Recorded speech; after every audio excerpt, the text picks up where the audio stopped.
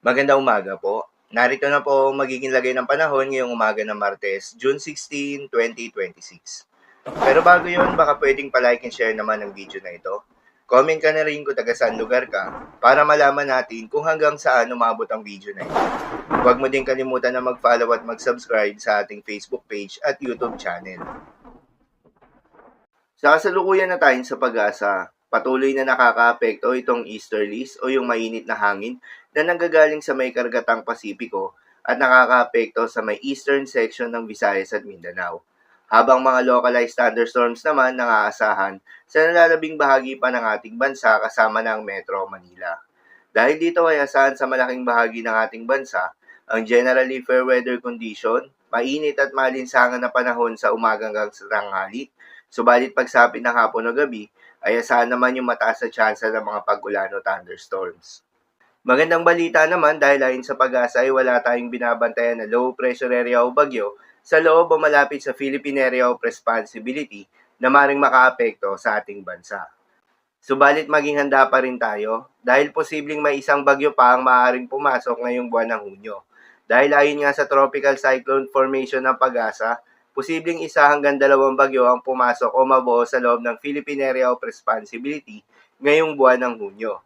Nakaisang bagyo na tayo ngayong buwan, ito nga ay ang bagyong Esther.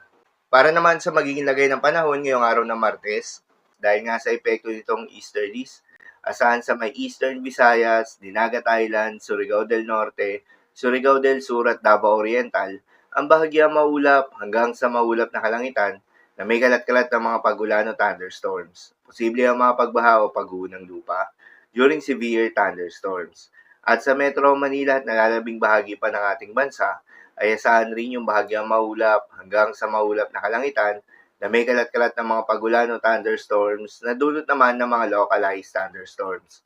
Posible rin ang mga pagbaha o pagguho ng lupa during severe thunderstorms. Madalas nabubuo mga thunderstorms na ito tuwing hapon o gabi na nagtatagal ng 1 hanggang 2 oras.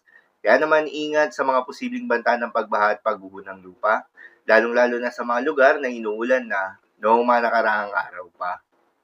Para naman sa magiging lagay ng mga dagat baybayin, ayon sa pag-asa ay wala tayong nakataas na gale warning sa anumang seaboards ng ating bansa. Kaya naman malayang makakapamalaot yung mga kababayan nating mangingisda at yung may mga maliliit na sasakyang pandagat, subalit iba yung pag-iingat pa rin, lalo na kung meron tayong offshore thunderstorms activity. Asahan yung paglakas ng hangin at kaakibat nito ay paglakas rin ng mga pag-alon. So yun lamang po para sa lagay ng panahon ngayong araw ng Martes. Keep safe everyone.